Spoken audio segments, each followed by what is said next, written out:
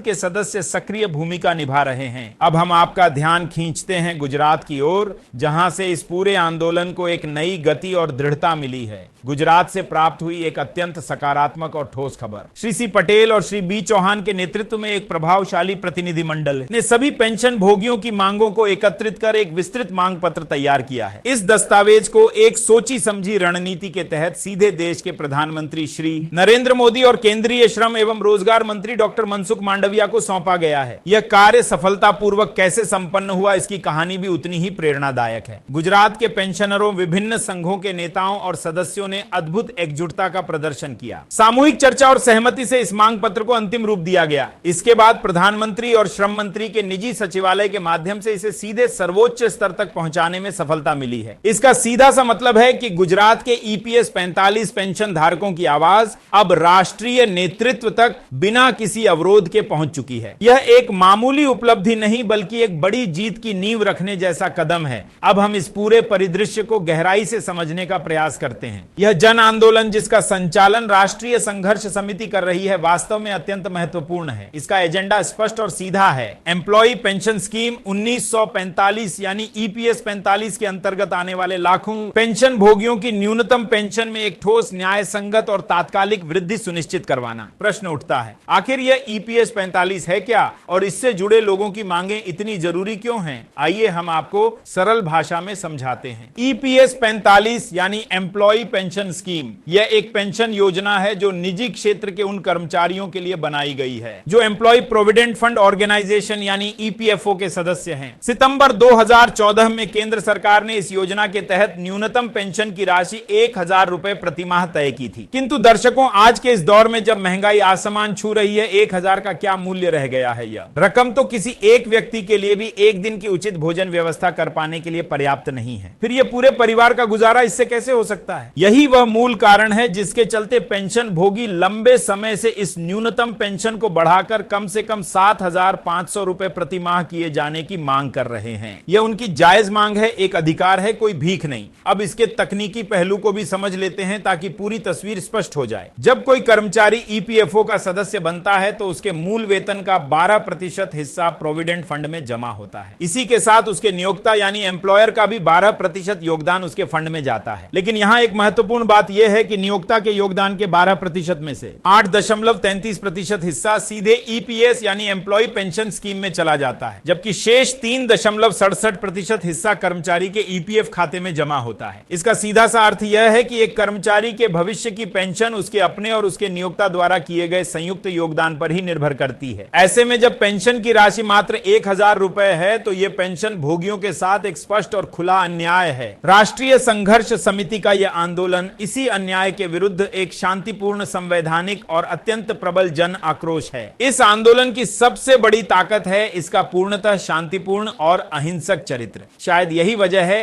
कि इसे देश के तमाम सांसदों का व्यापक समर्थन भी मिल रहा है। यदि आपने पिछले आंदोलनों पर ध्यान दिया होगा तो आप जानते होंगे, जब भी राष्ट्रीय संघर्ष समिति ने जंतर मंतर पर आवाज बुलंद की है, संसद के अनेक जनप्रतिनिधि वहां उपस्थित रहे हैं। उन्होंने न केवल पेंशनरों का हौसला बढ़ाया है बल्कि संसद के भीतर भी उनकी मांगों को जोर शोर से उठाया। अभी ऐसा ही होने की पूरी संभावना है। इसके अलावा दिसंबर माह में ही संसद का शीतकालीन सत्र भी शुरू होने वाला है। ऐसे में इस आंदोलन का समय बहुत ही सटीक और रणनीतिक है। उम्मीद जताई जा रही है कि सत्र के दौरान अनेक सांसद ईपीएस 45 पेंशनरों के मुद्दे को प्रमुखता से उठाएंगे और सरकार के समक्ष इसे एक तत्काल हल किए जाने वाले मसले के रूप में पेश करेंगे। अब बात करते हैं इस संपूर्ण आंदोलन के कारण धार कमांडर अशोक रावत की। कमांडर अशोक रावत महज एक नेता ही नहीं बल्कि पूरे देश के ईपीएस 45 पेंशन भोगियों के लिए एक विश्वास, एक आशा और एक मार्गदर्शक स्तंभ की तरह हैं। उनकी निष्ठा, समर्पण और अथक परिश्रम की कोई सीमा नहीं है। हाल के दिनों में उनका लगातार राज्यों का दौरा जारी है। वह सीधे तौर पर पेंशनरों से मिल रहे हैं, उनकी पीड़ा को शख्स से समझ रहे हैं और उन्हें इस ऐतिहासिक आंदोलन के लिए संगठित कर रहे हैं। कुछ समय पहले ही वो महाराष्ट्र के दौरे पर थे। महाराष्ट्र के प्रभाजी नगर में उन्होंने पेंशनरों की एक विशाल सभा को संबोधित किया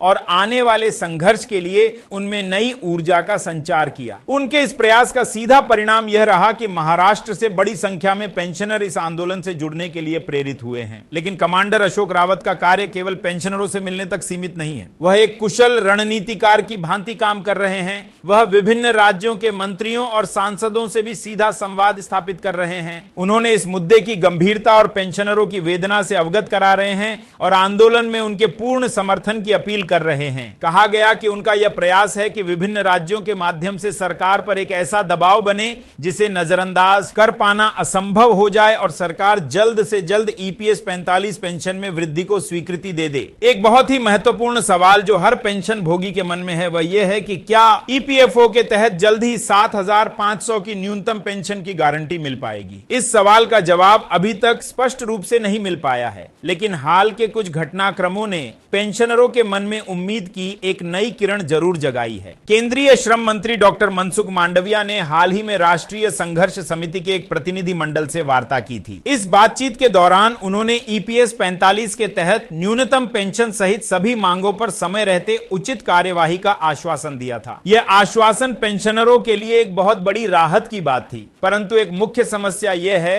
कि आश्वासन लिखित रूप में नहीं दिया गया था। पेंशन भोगी एक लिखित आश्वासन चाहते हैं जिसमें स्पष्ट रूप से यह उल्लेख हो कि पेंशन कब बढ़ेगी और कितनी बढ़ेगी। अभी तक यह स्पष्टता प्राप्त नहीं हुई है। एक और महत्वपूर्ण तथ्य यह है कि इस मुद्दे पर गठित एक उच्च स्तरीय समिति ने भी अपनी सिफारिशें सरकार को सौंपी थी। इस समिति ने पेंशन में बढ़ोतरी की स्पष्ट सिफारिश की थी, लेकिन दुर्भाग्य से इन सिफारिशों को अभी तक लागू नहीं किया गया है। यही वजह है कि इन पेंशन भोगियों का आक्रोश दिन प्रतिदिन बढ़ता जा रहा है। उन्हें लगता है कि सरकार की ओर से लगातार उन्हें टाला जा रहा है। ऐसे में यह आंदोलन उनकी इसी निराशा और बढ़ते आक्रोश का स्वाभाविक परिणाम है। कमांडर अशोक रावत का लगातार राज्यों का दौरा, चाहे वह पश्चिम बंगाल हो, उड़ीसा हो या महाराष्ट्र, इस बात का स्पष्ट संकेत है कि अब पेंशनरों की यह लड़ाई अपने अंतिम और निर्णायक दौर में पहुंच चुकी है। वह हर उस व्यक्ति तक पहुंच रहे हैं जो इस आंदोलन को मजबूती दे सकता है और उन्हें हर जगह जबरदस्त संख्या में लोगों का समर्थन मिल रहा है। यह समर्थन इस बात का जीवंत प्रमाण है कि यह मुद्दा सिर्फ कुछ लोगों का नहीं बल्कि देश के लाखों परिवारों से जुड़ा हुआ है। अब सवाल यह उठता है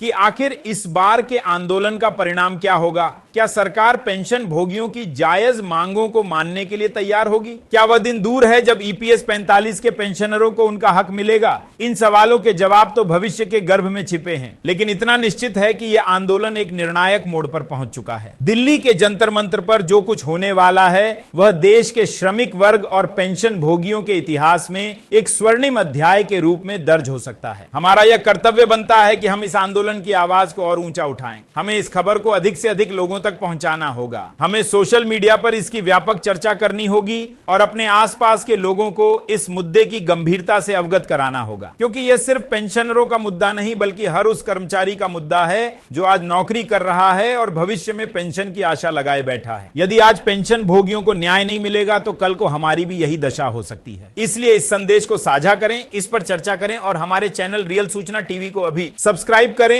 और बेल आइकन दबाना न भूलें ताकि ऐसी ही महत्वपूर्ण खबरें आप तक सबसे पहले पहुंच सकें। हम इस मामले पर लगातार नजर बनाए हुए हैं और जैसे ही कोई नई अपडेट मिलेगी हम आप तक पहुंचाएंगे। आपकी टिप्पणियां और सुझाव हमारे लिए अत्यंत महत्वपूर्ण हैं, इसीलिए कमेंट बॉक्स में अपनी राय अवश्य लिखें। दर्शकों, यह लड़ाई न्याय की लड़ाई है, इंसाफ की लड़ाई है और हमें पूरा विश्वास है कि आखिरकार न्याय अवश्य होगा। पेंशन भोगियों की इस आवाज को दबाया नहीं जा सकेगा, क्योंकि जब एकजुटता और संघर्ष की शक्ति सामने आती है तो कोई भी सरकार उसे नजरअंदाज नहीं कर सकती। दिल्ली के जंतर मंतर पर इतिहास रचा जाएगा और हम सब इसके साक्षी बनने जा रहे हैं। जय हिंद।